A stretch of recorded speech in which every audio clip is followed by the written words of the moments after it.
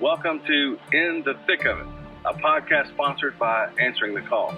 And I'm David Fuller, the founder and director of Answering the Call. In the thick of it. You know, there are a lot of people who kind of stay on the fringe and kind of keep things safe, and there are others who really dive into what God's doing in the world. Actually, they're ordinary people, but they're doing extraordinary things as they take the gospel to regions that are difficult to reach. So welcome to In the Thick of It.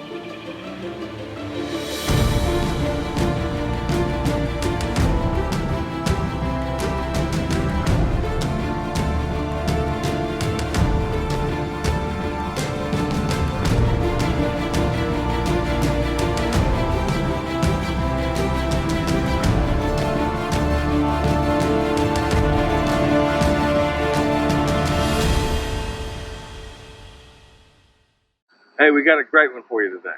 This guy is a friend of mine, but also he's a guy, for me, is kind of a personal hero. Today, we want to welcome Ryan Boyett. Ryan worked in the Nuba Mountains, and he was there in the Nuba Mountains when the government of Khartoum began to bomb in the Nuba Mountains.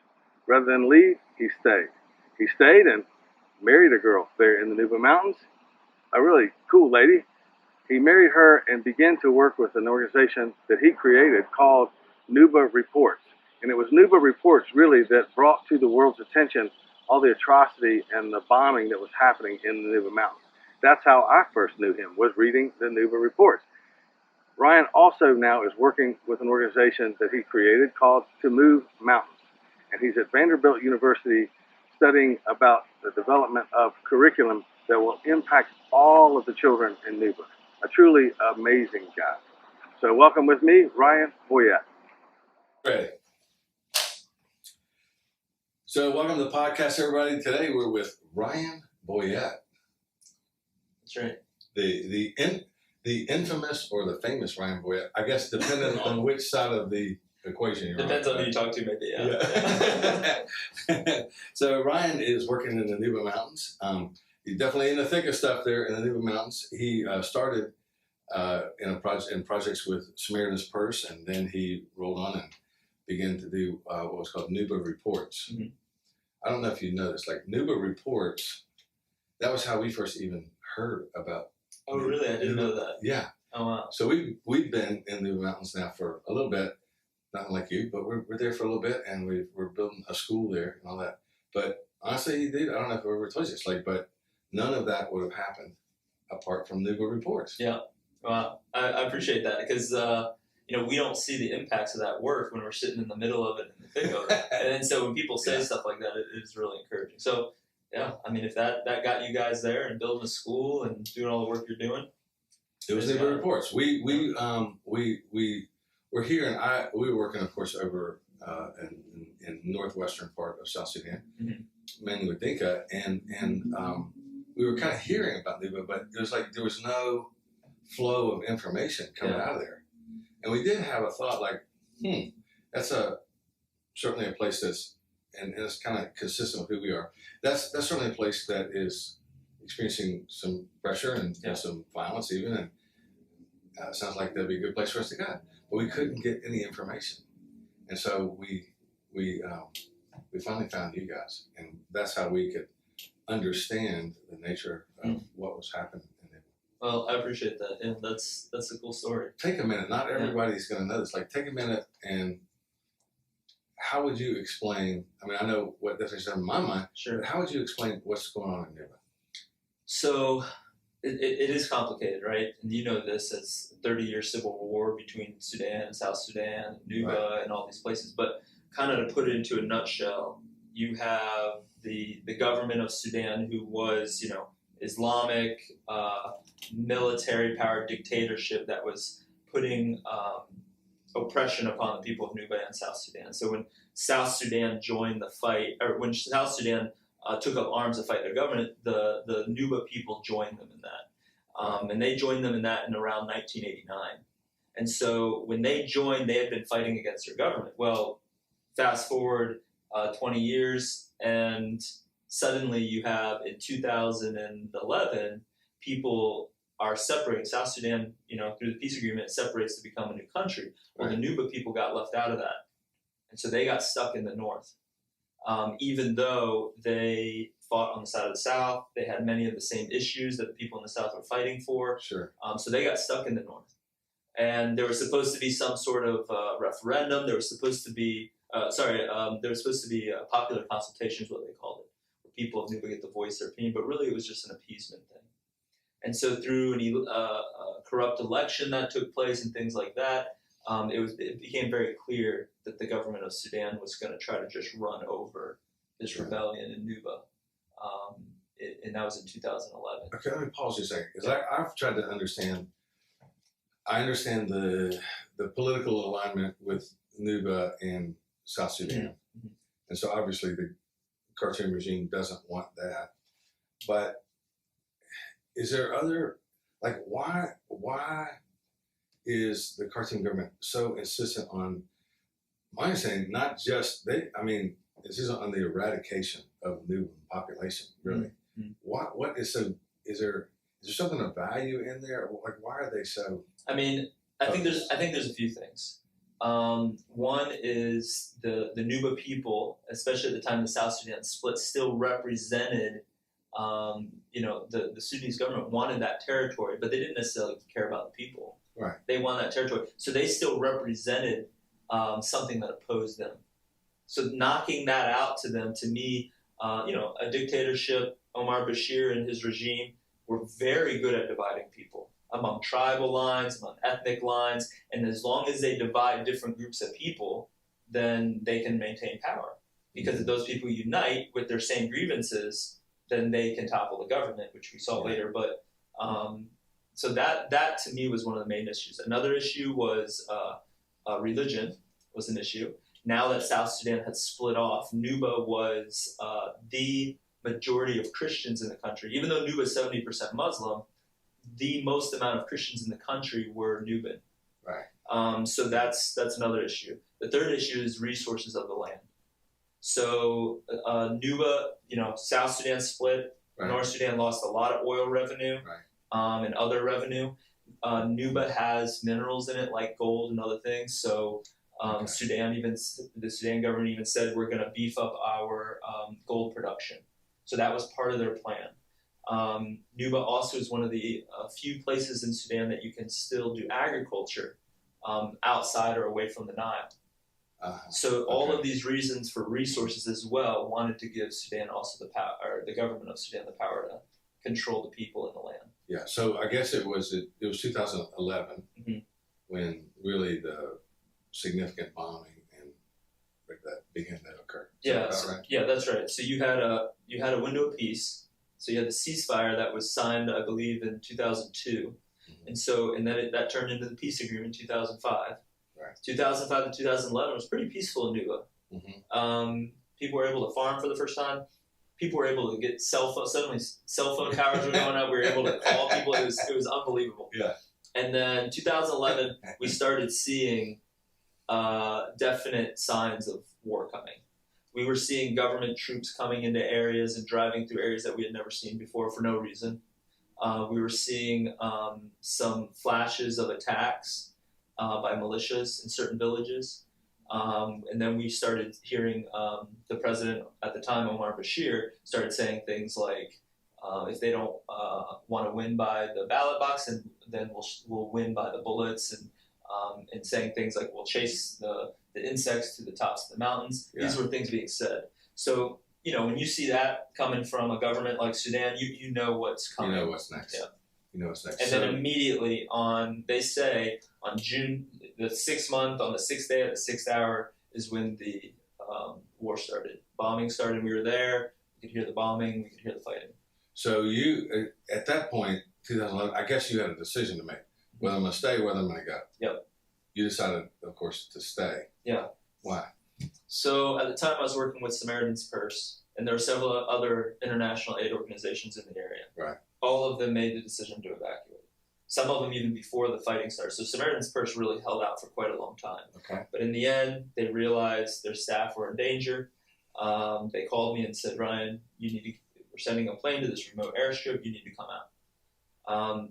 My wife and I prayed, and we just did not feel. My wife is from Nuba, and she had lived through before her entire life, and we thought about it, and I felt as an individual hypocritical because I'm the one who has been there, who invested my life there. Yeah.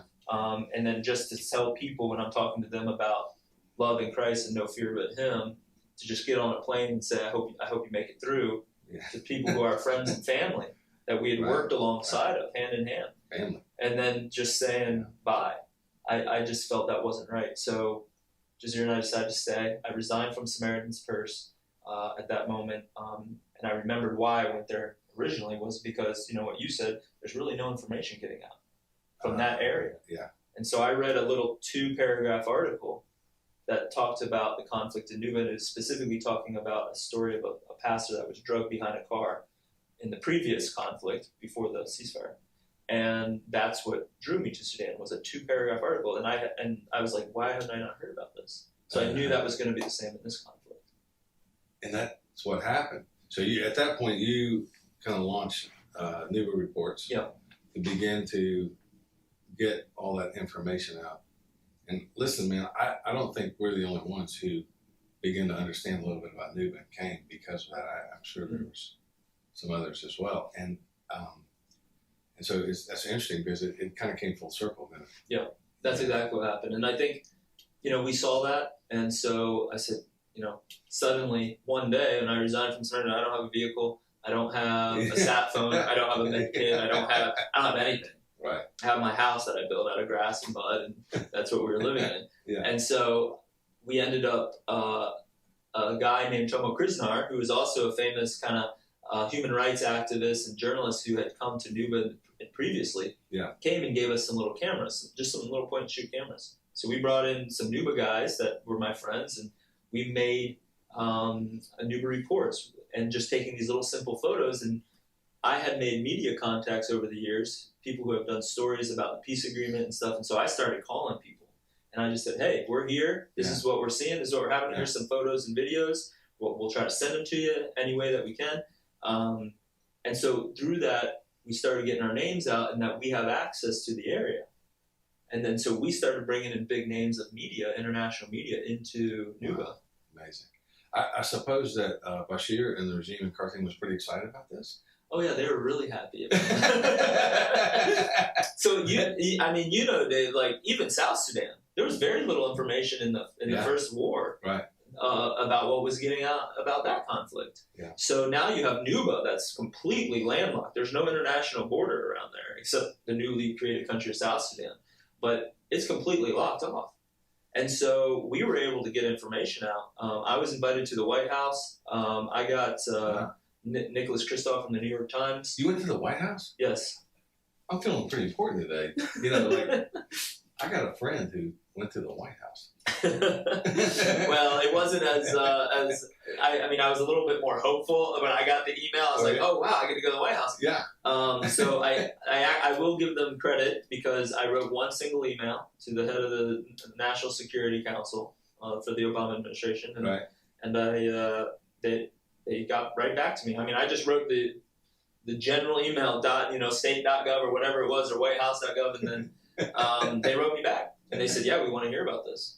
So I ended up coming out a few months after being a Nuba and reporting on what was going on. I went to the White House. I got in front of Samantha Power and some other people. I explained what was going on.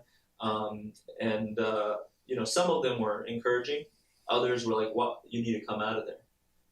And what I realized later is that the fact that I was of the assumption, and I learned this later, that as long as people know what's happening, then someone's going to do the right thing and stop it. Unfortunately, that's not the case. I was putting my hope in the wrong place. And that's just reality. It is. Sure. Telling the truth sometimes is an inconvenience for people.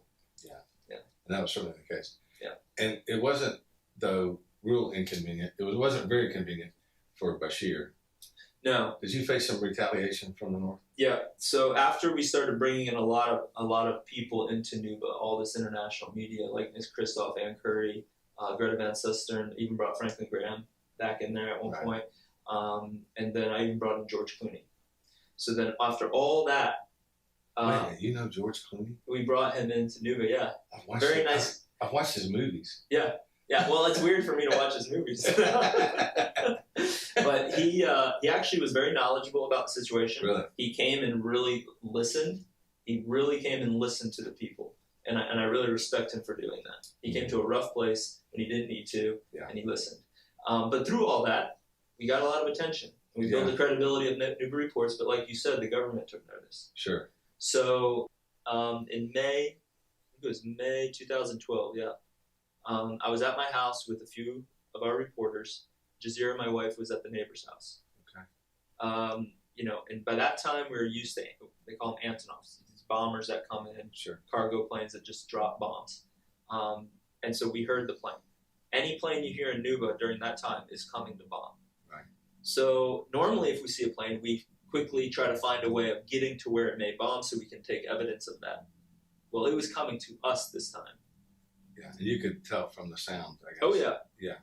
It was overcast that day, so I couldn't actually see the plane at first, but he was coming over our house, and we know the pitch of the sound of when the doors open.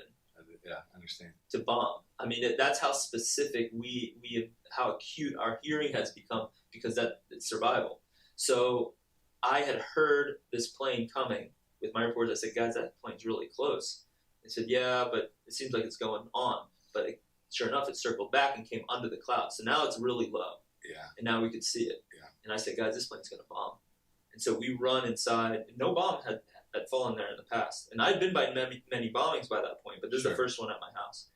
We jump in a little hole that I had dug that was like enough room for 2 people, and we were 3 men that jumped in the hole.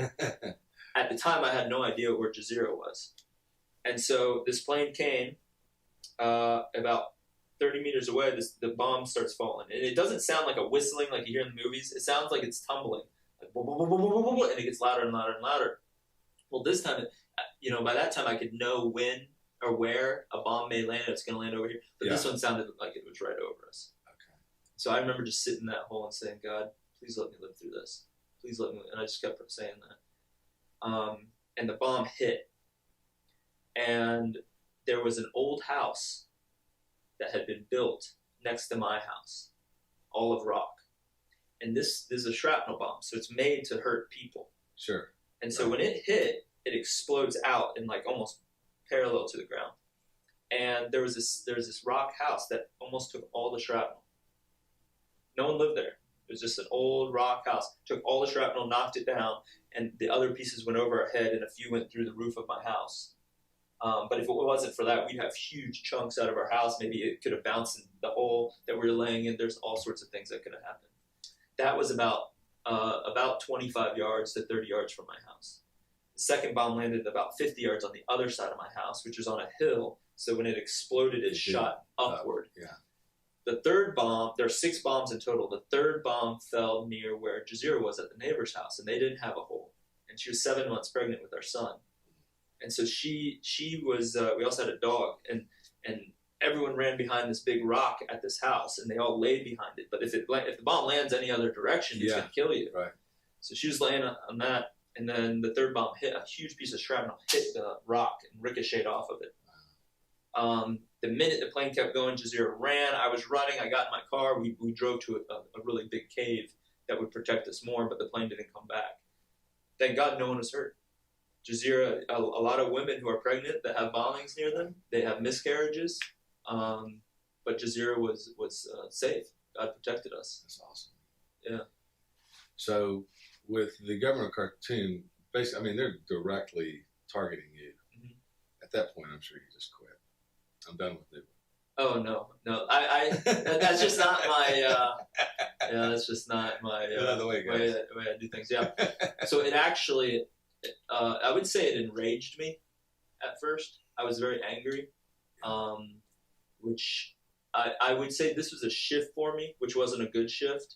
And this is a personal thing that I think, I had to wrestle with God with later, where I started working from a revenge point of view instead of a love point of view, a love for the people that I'm there to serve. And I started doing it. I was angry. Someone attacked my family. Sure. And some people might say, oh, you had full right to be. But in reality, no. I was there to do God's work. I wasn't there to do my revenge. Like, that was wrong. So from that day, and I only saw this after I came back to America, I started shifting the motivation of my work. And so I started running after bomb site to bomb site to front line to tell the story, and I just kept thinking, if I get this out, it's going to get the people that did this wrong thing back where they belong. And we always told truth. I mean, we told truth, and that was a big part of what we did, but my motivation was not right. And so is it that now the project you're involved in there is to move mountains? That has an educational focus. Yep. Is it that shift? This is fascinating to me. Is it that shift that was what you're doing now? Was it born out of that shift? Yeah. So I think there was a few reasons. So that kind of revenge heart that I had. I mean, I'm a passionate person. So whatever my motivation, I'm going to work at it hard. Right. And so it drove me into the ground. And we would work endless hours in very dangerous situations to try to get that word out. Now, in the end, God was showing me, okay, I had you do this for a temporary time. And he always told me that from the beginning. I knew that this was temporary. It wasn't always my heart to do media. Right. And he said, this is what I want you to do right now. Well, through all that, as I come back to the U.S. recently, I say recently, it's actually been like 2 years now. But as I came back to the U.S., I started to have the ability to process through this, and I had to ask God for forgiveness. Yeah. And I said, I need your motivation to be me. And he said, okay, that's what I've been waiting for. And I started going through the years of videos and interviews, and I started seeing people talking about their main desire. Whether it's a Muslim or Christian community, they said, we need education. These are villages where people are starving, Dave. Yeah. I mean, starving. I've been in there before, and we asked leaders of villages. Yep. I mean, the reality is there's limited resource. Yep. And so we've asked leaders of villages, okay, we have X amount of dollars we can bring in. And people are hungry. Yeah. Starving, even. And we say, do you want us to, it's really you. Like, we don't want to impose what we think is important. So what should we do? We have X amount of dollars. Should we bring in emergency relief shipments here, food and all that? Or should we do something else? Yeah. Every time. Education, yeah. Education. Yeah, same thing with me. So that's the same thing I noticed. And I started thinking about that quite a bit. And we take that for granted here in the U.S., right? Right. And so when very few people in a village are educated, you really understand how education can pull you out of oppression. And I love that with, as we work out our salvation, how do we do that? We gain more knowledge and wisdom in Christ by reading his word and understanding him and hearing it. And so I loved how working out our salvation leads us away from the oppression of sin. Right. And the people in Nuba have already seen that in the world. There's always going to be oppression, but education separates them from that because it's their mind that, someone can come and destroy a church building, someone can come and destroy a school, they can do all these things, but they can't take the knowledge out of your head. Right. And the questions you ask and think about. And so that was what I started really thinking. I've worked in many parts of South Sudan and, East Congo, all over the world. Yeah.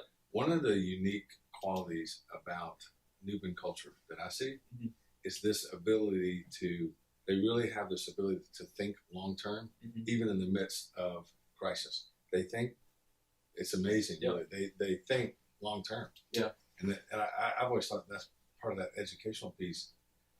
You're putting another facet to that for me, that it is that education that pulls you out of bondage. Yeah. And to me, what goes along with that, which I've been thinking about a lot, is that it needs to be a good quality. We did some research in Nuba, and people are walking for miles and miles to go to school. We have teachers who are volunteering, not getting paid a dime, and but the students are getting a very low quality education. Most of the students can't even read at even the higher grades. So we need to take that resilience and that desire and give it a great value. And to me, that's where our work comes in, and where your work comes in. Well, same. One of the great things about Nuba is the potential in Nuba is astronomical. It's unbelievable, really, because there is this kind of raw material this resilience, this work ethic. There's forward thinking. There's some complexity in the culture that's positive, and it's like there's this raw material there that, if developed, if educated, it really, the potential in Nuba, I've always thought it's just it's limitless almost. You know. And I think another thing to think about in terms of that, because of that desire, I have a lot of issues with aid, like internationally. I have a lot of issues with it. I mean, billions and billions of dollars spent on different kind of projects that fail, and right. what has been gained. But if someone, I've seen, even if one person in a village is educated, their impact in that village, in that community, and even in their region. Now in Nuba, where people have that strong desire and value education, can you imagine what could be done if they, and I can't actually. And education is the only aid that actually maintains dignity.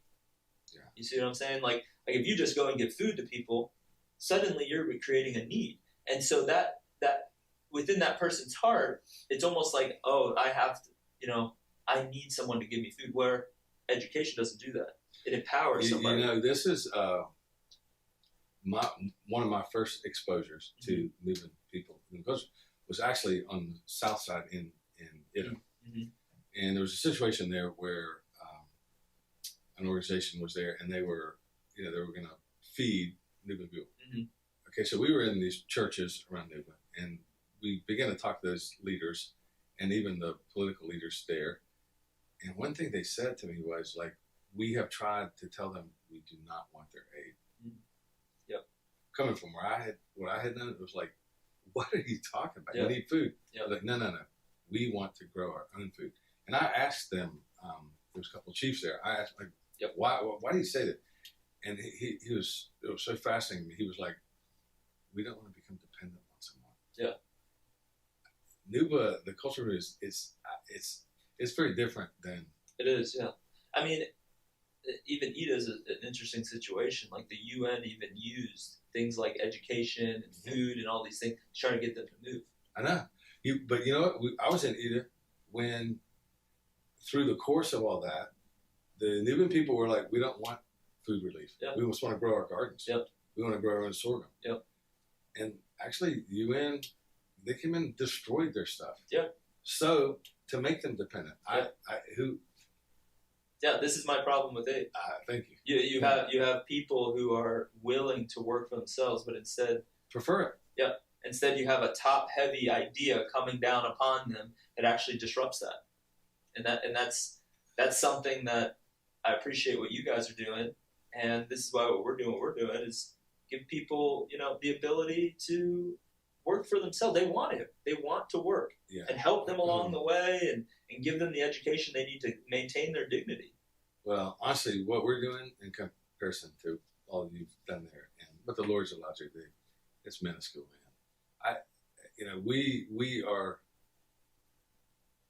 We're building this, and you were talking about the educational, like, it's like there's 2 or 3 secondary schools in the entire country. Now for us, Nuba was the only place I've ever been. We first met with leaders. They were talking about education, like they always do. And so they began talking about school and all that. And I'm thinking, that's not what we do. We don't come into an area and plan to be there for 20 years. We want to come into areas in the middle of crisis and help. We think, okay, God's got people in those places. We can locate those people and help them do what the Lord's called them to do, and then we're out once the crisis is passed. Difficult to do, because if you do that, any development of any infrastructure is like, how is it maintained? Right. But when we met in Nuba, they were talking to us about the construction of a school. And in the back of my mind, I'm thinking, no way we're going to do that. Because I'm not going to get locked into the sustaining. It's just not what we do. And we'll have to figure something else out.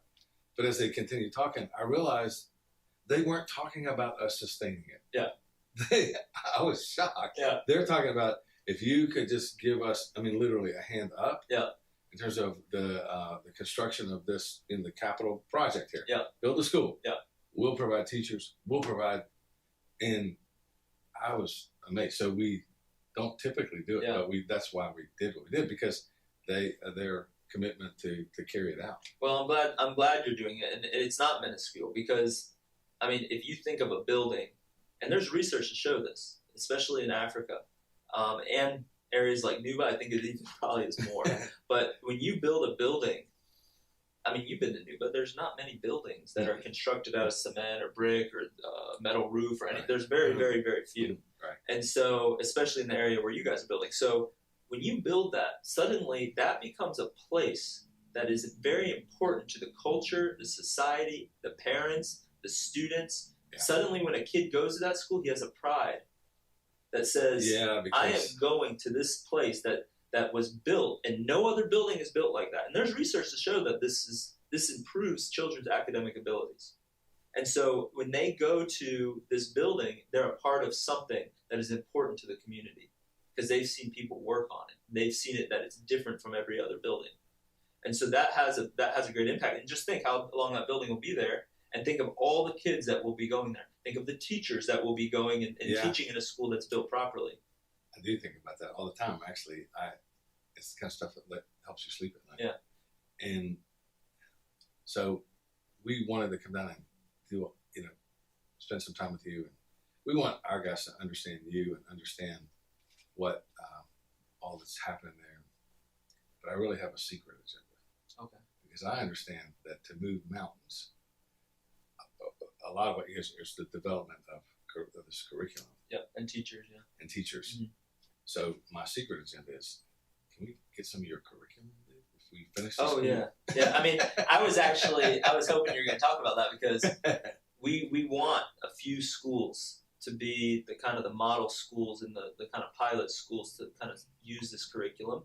And our teachers are being trained by Vanderbilt University is like number 3 in the U.S. for international education kind of work. Yeah. And so they have partnered with us to help make this teacher training curriculum the primary school curriculum. Okay, where do I sign that form? I'm signing up, baby. I have a few here. We can sign. Let's ink the deal. That's right. I want in on that. Yeah. No, that'd be fantastic. But we have teachers. We have 25 teachers that are being trained right now. And so those teachers are going to be the ones who also help create the curriculum.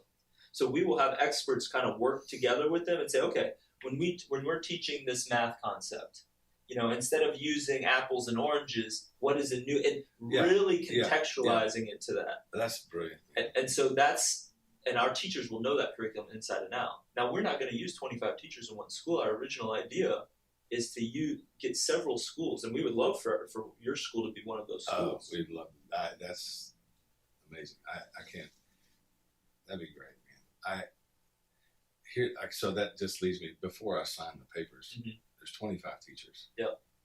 Do we get first pick, or how's that work? Well, our school gets first pick, but okay. Can we get second pick? Sure. Okay. Yeah. No, that's amazing. That'd be awesome. So, guys, there's at the end of this, we always ask like pray for Ryan, pray for his wife Jazira, and for their children. These guys are. We talk about being in the thick of it. These guys are. I don't know, man. They're heroes, and I know you wouldn't accept that, but I'm saying it. But pray for them. You can see, even as he's talking about, the subtle shift that the Lord really had to kind of come in and speak to him on, and that kind of discernment they need, that kind of wisdom they need. And as they continue there, they just need your prayer more and more. Yeah, we really do, and it's hard to be in the U.S. and we want to go back so bad, but I think one thing that people could really pray for is that for our teachers, that we can inspire in them, and that God will start working on their hearts to give them a great passion to not only do this work as teachers, but to also just have the Holy Spirit come over them and have a passion to do Christ's work. That's right. And that to me is the most important. I get a little fearful. Education outside of what you're talking about can be dangerous. Sure. Yeah.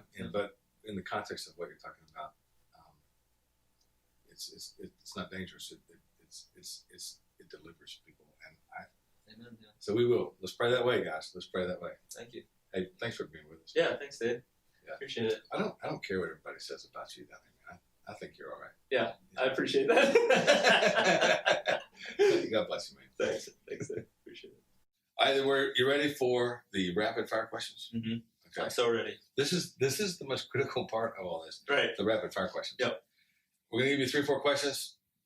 Give us what comes to your mind. Fire away. Okay, fire away, because rapid fire. If you could put anything on a billboard and proclaim it to the world, what would it say? It would probably be my favorite verse, Acts chapter 5, verses 38 and 39, where it basically says, if what you're doing is of the world, it'll fail. If what you're doing is of God, you can't stop it. That's brilliant, man. So that's my favorite verse. That's what I try to live by. I'm liking that. I Look it up later. I am. Yeah. I'm going to, because I have the Bible memorized, but I had forgotten that one part. Right.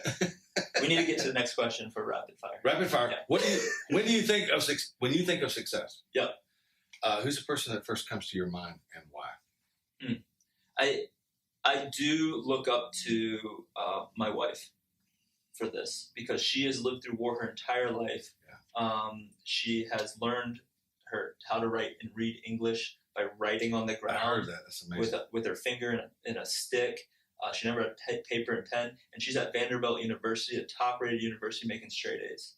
And so, to me, that is passion, that's resilience, that's desire to succeed, that's putting God first, and she's doing it. My impression as we met her, is living through all that and overcoming all that.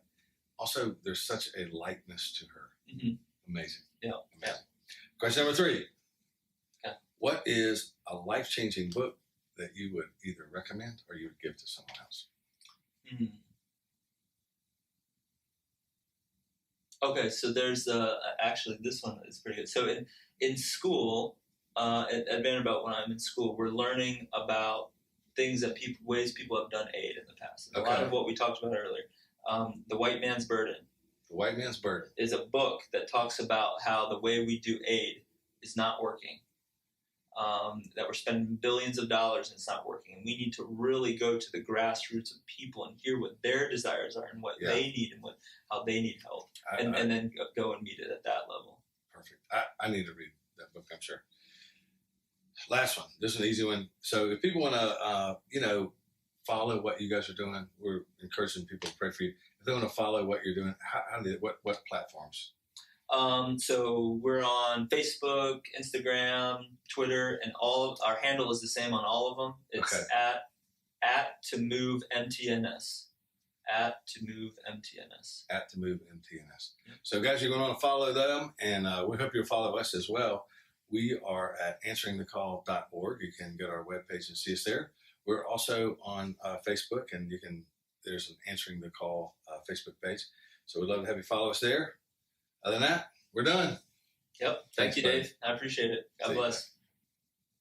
Thanks for joining us today at In the Thick of It. Great guest today. I hope that God put something in you that you can take with you and keep for a long time. And let me personally thank those of you who continue to give and continue to pray for the work of Answering the Call all across the world. We invite you to do something today. We invite you to email us at info@answeringthecall.org. And there we ask you to send any questions you have about today's podcast, any questions you might have about Answering the Call in general. We'd love to get those and be able to respond. And for those of you who do that, we'll draw from that pool of names, and one lucky person, one of you, will get the book that our interviewed podcast talked about today, their favorite book. And we'd love to send you that as a gift. So we look forward to continuing to engage with you. God bless you, and stay in the thick of it.